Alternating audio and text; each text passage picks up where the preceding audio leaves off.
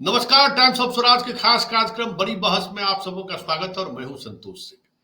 और आज हम बड़ी बहस में चर्चा करने जा रहे हैं। अच्छा सिला दिया तूने मेरे प्यार का। इस प्रदेश के युवाओं ने तेजस्वी पर भरोसा किया था। इस प्रदेश के बुजुर्गों ने नीतीश पर भरोसा किया था कि चलिए के पाठक जैसे लोगों को लाकर बिहार की शिक्षा व्यवस्था में आमूलचूल परिवर्तन करना चाहते हैं। शुरुआती दौर में बीपीएससी के रिजल्ट को लेकर हम लोगों की भी नजरें तल्ख हुई कि भाई क्या हो रहा है, क्यों नहीं कट ऑफ मार्क्स जारी हो रहा है, क्यों नहीं ये जो पारदर्शिता बरतनी चाहिए थी वो पारदर्शिता बरती जा रही है। लेकिन जैसे जैसे चीजें सामने आ रही है, आप हम कह सकते हैं कि तेजस्वी ने इस प्रदेश के युवाओं को छला है। नीतीश कुमार ने इस प्रदेश के बुजुर्गों के अरमानों पर पानी फेर दिया है, क्योंकि जिस तरीके के शिक्षकों की बहाली कहने को बीपीएससी के द्वारा हुआ है, वो शिक्षक जो खुद 120 नंबर में 30 नंबर ला रहे हैं, 28 नंबर ला रहे हैं, 32 नंबर ला रहे हैं, वो स्कूल में जाकर बच्चों को क्या पढ़ाएंगे? वो भी ऑब्जेक्टिव क्वेश्चन है। तुक्का भी लग गया होगा 25-30 क्वेश्चन। अब आप अंदाजा कर लिए कि किस तरीके की बहाली बीपीएससी की परीक्षा में हुई है।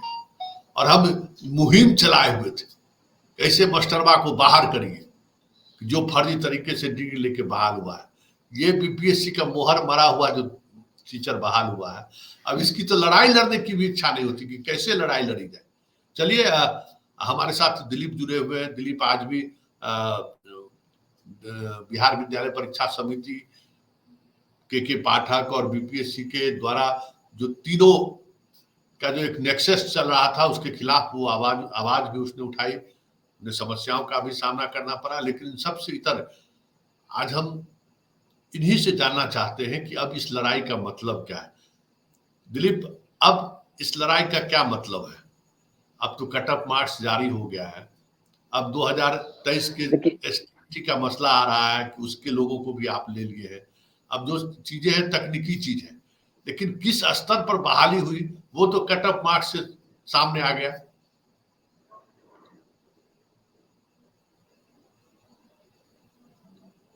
देखिए सर, ये जो लड़ाई है हम लोगों की वो है फर्जीवाड़ा को लेकर। कट ऑफ कितना कम जाएगा अधिक गया उससे हमको कोई बहस नहीं है। कट ऑफ कितना कम जाए या ज्यादा जाए वो तो अलग चीज है। हमारी लड़ाई है कि फर्जीवाड़ा नहीं होनी चाहिए। जैसे अभी फर्जी सर्टिफिकेट पे लोग बहाल हो गए हैं। अभ्यर्थी खुद आकर बीपीएससी ऑफिस के आगे आकर बता रहे हैं कि उनका जो है एसटीईटी का कोई सर्टिफिकेट नहीं है, वो एसटीईटी पास ही नहीं है और उनको भी ज्वाइनिंग लेटर मिल गया है। और तो खुद आए हैं अभ्यर्थी सामने। तो हमारी लड़ाई इसी बात को लेकर है कि फर्जीवाड़ा ना हो। डॉक्यूमेंट्स वेरिफिकेशन में फर्जी डॉक्यूमेंट्स लगाकर कोई ज्वाइनिंग लेटर ले रहा है, उसको प्रशिक्षण में भेजा जा रहा है, ये गलत हो रहा है। हम इस चीज के खिलाफ लड़ रहे हैं। बाकी कट ऑफ कितना कम गया है या ज्यादा गया है वो तो अलग मैटर हो गया। हम उस पर कोई लड़ाई नहीं लड़ रहे हैं, उसके लिए हम कोई लड़ाई नहीं लड़ रहे हैं। हमारी लड़ाई सिर्फ ये है कि फर्जीवाड़ा ना हो, फर्जी डॉक्यूमेंट्स पे कोई बहाल ना हो। क्योंकि एसटीईटी जो 23 है वो जिस तरह से आनंद फानंद में आयोजित करवाई गई ना, उससे संदेह उत्पन्न हो रहा था पहले ही।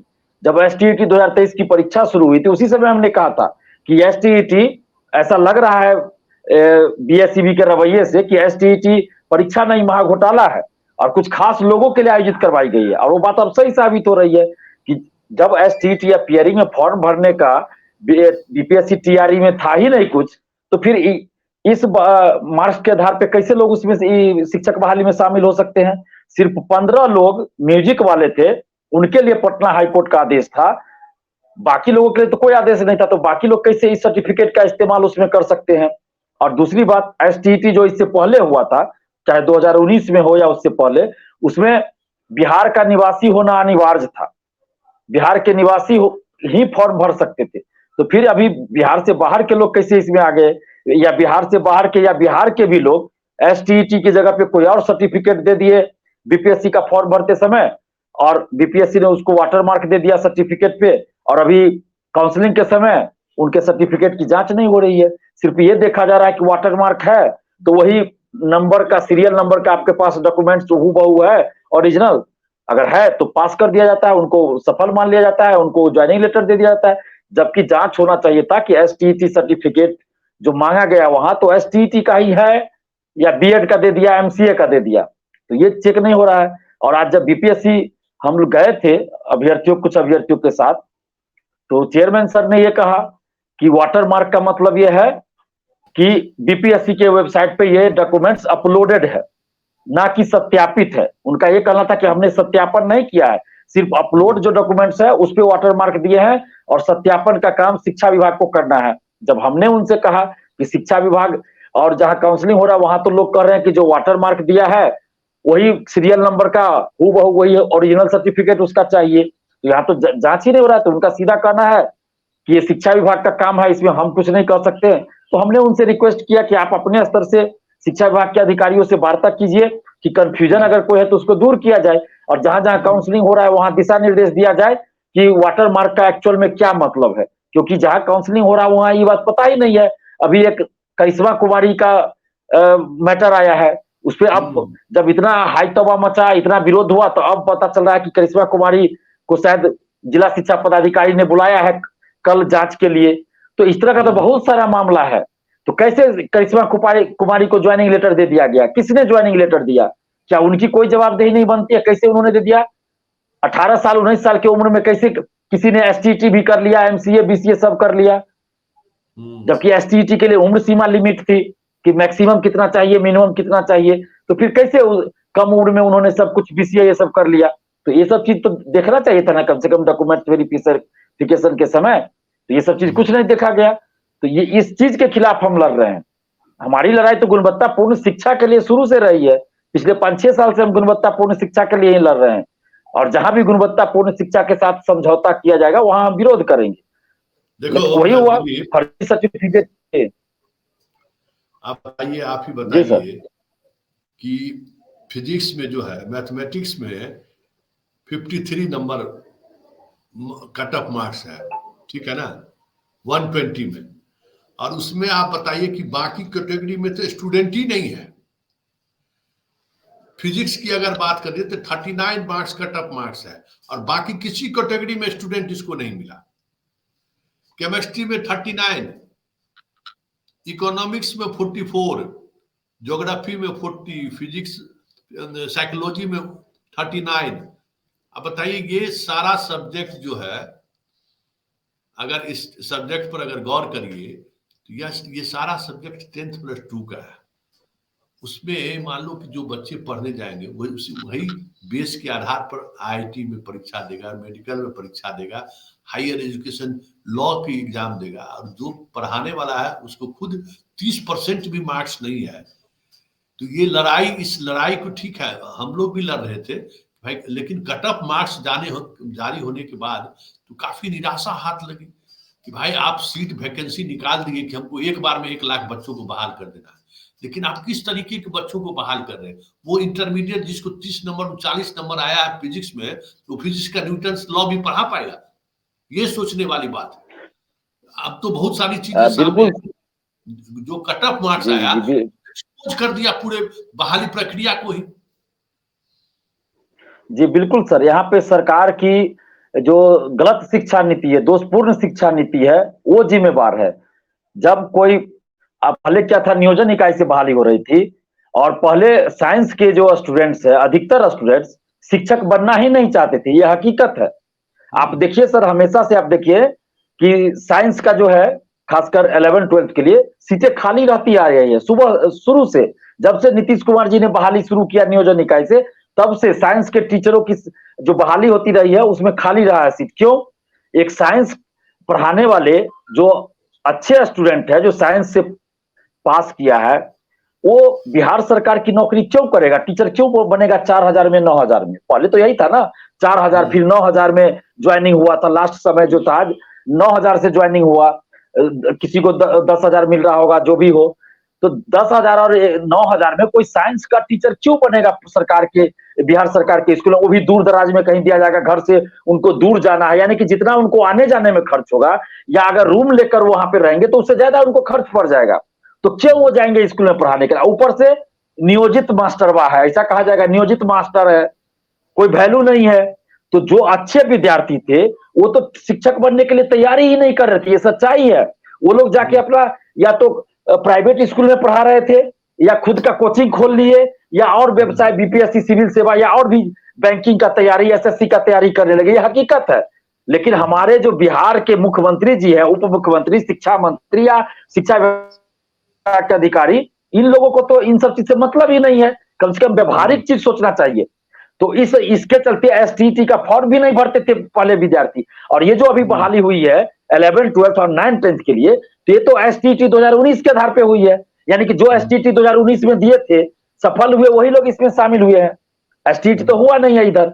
तो जब बीपीएससी से आप परीक्षा करवा रहे हैं तो पहले तो आपको बताना चाहिए कि हम बीपीएससी से बहाली करेंगे, ये हमारी प्रक्रिया होगी। उसके बाद आपको एसटीटी आयोजित करवानी चाहिए थी, बीटेट आयोजित करवानी चाहिए थी, उसके बाद आप वैकेंसी निकालते, तब तो आपको योग्य अभ्यर्थी मिलते। अभी आप देखिए, जब बीपीएससी से होने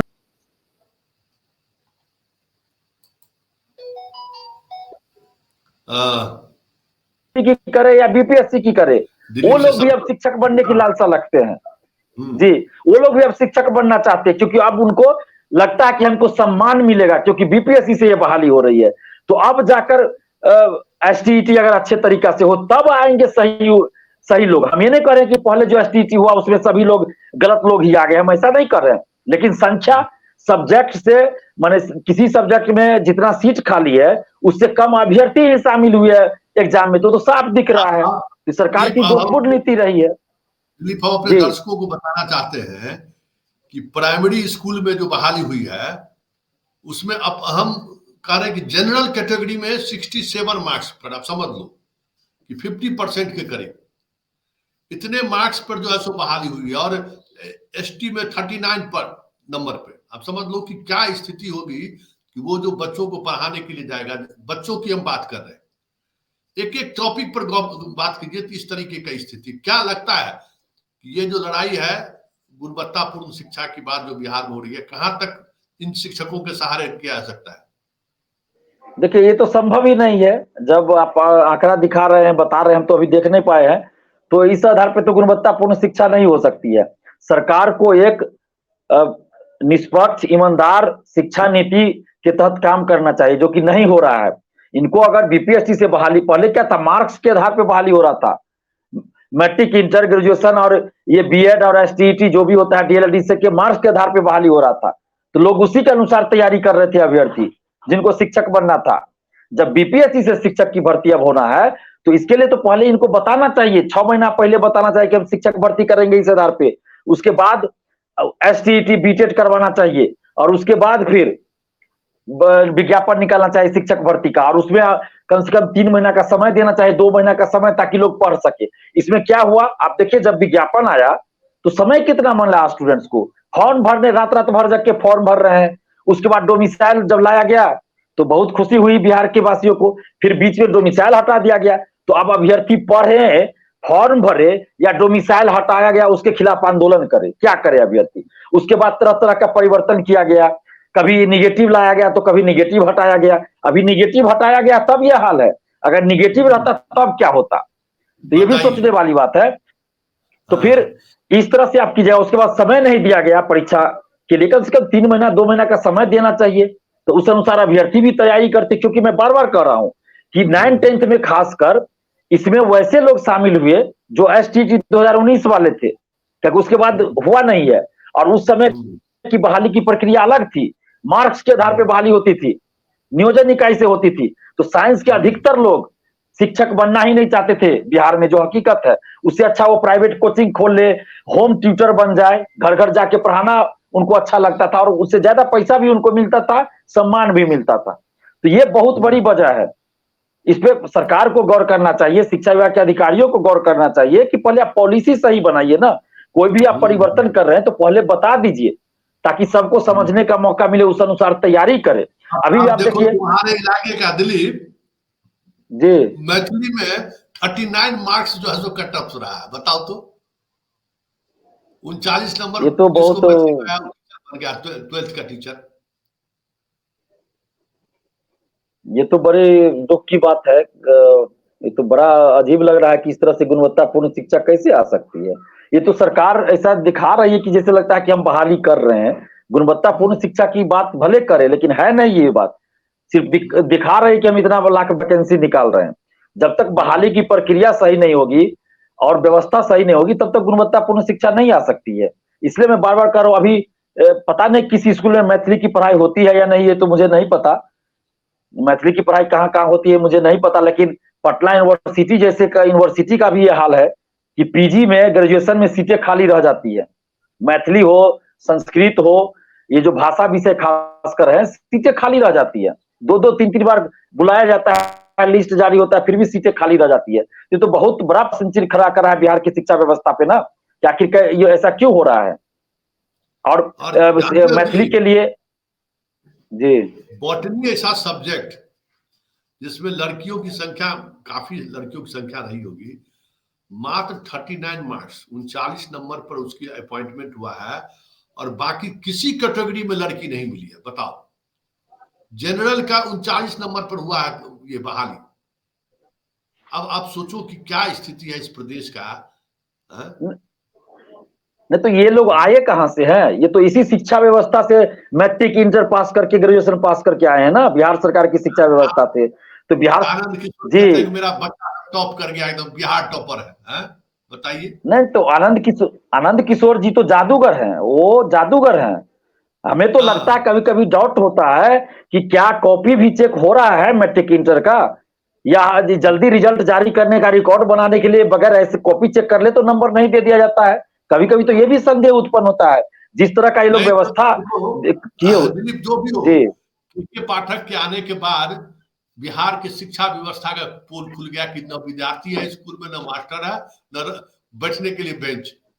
और बीपीएससी से परीक्षा दिला के सरकार ये पूरी तौर पर एक्सपोज कर दिया कि इनके पास जो मटेरियल उपलब्ध है, मतलब जो बच्चे पढ़ाई करके बाहर निकले हैं, उनको जो है सो अपने विषय का बेसिक जानकारी भी नहीं है। ये तो इस रिजल्ट ने साबित कर दिया।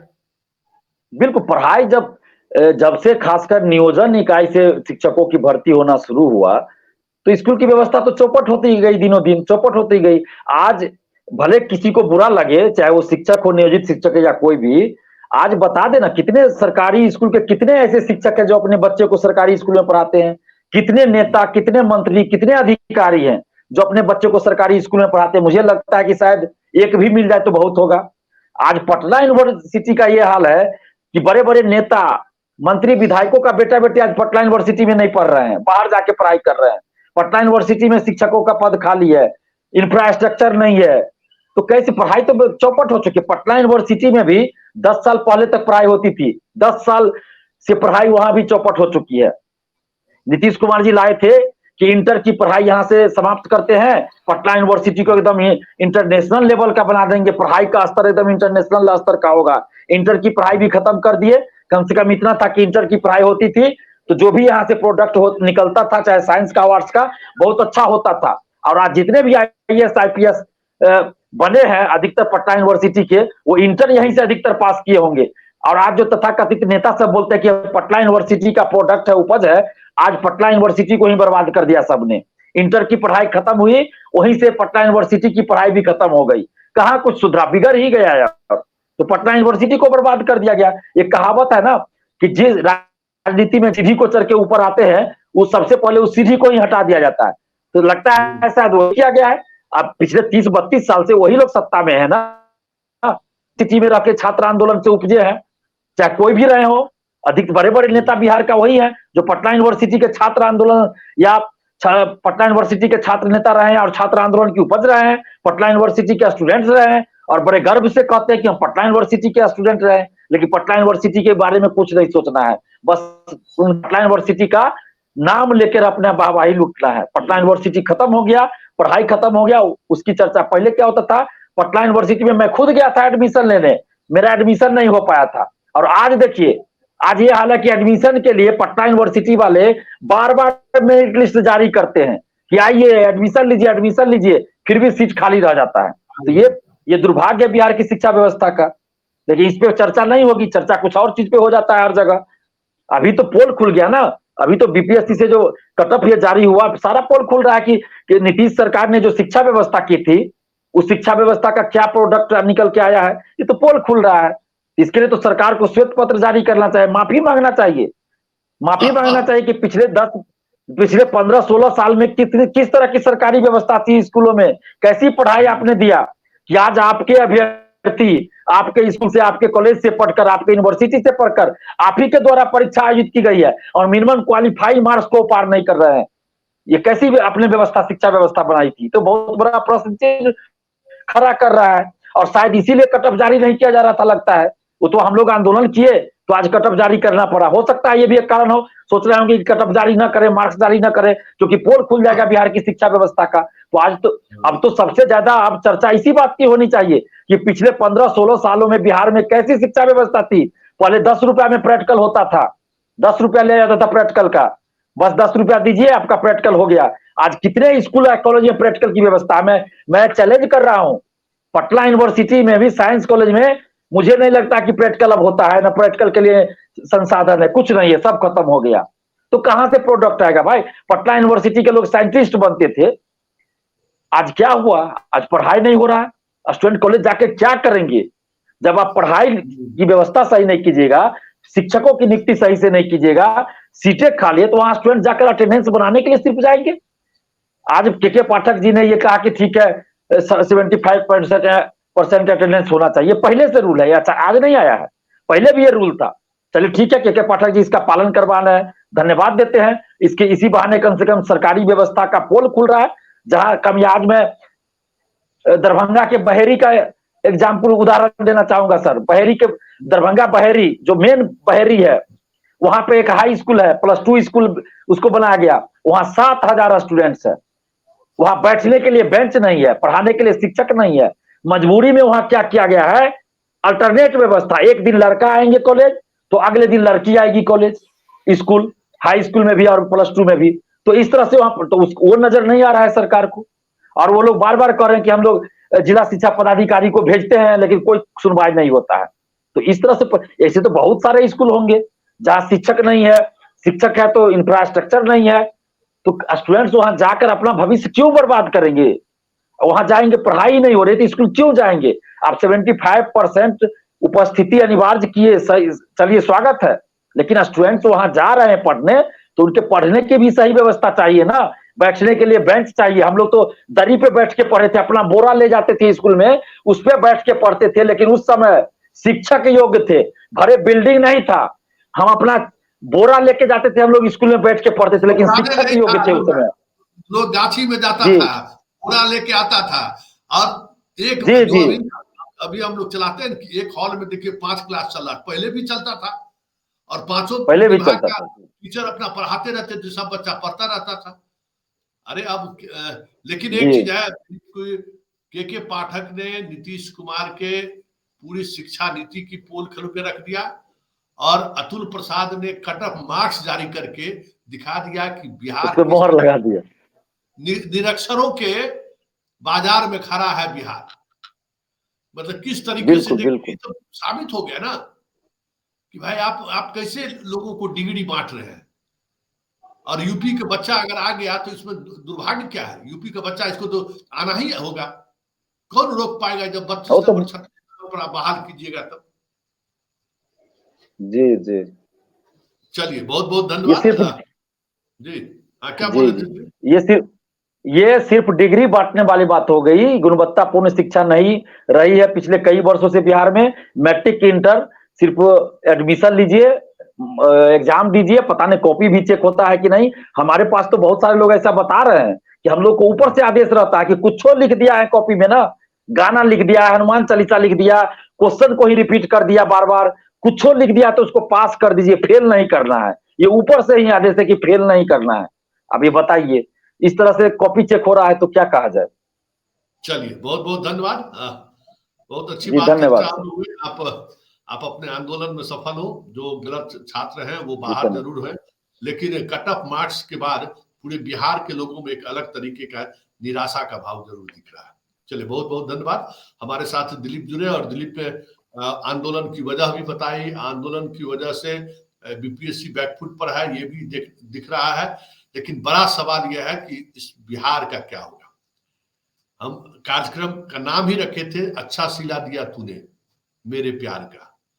तेजस्वी, तुम यूथ के सम्राट थे, लेकिन कैसे यूथ को आगे ले जाना चाह रहे हो, जरा देख लो भाई।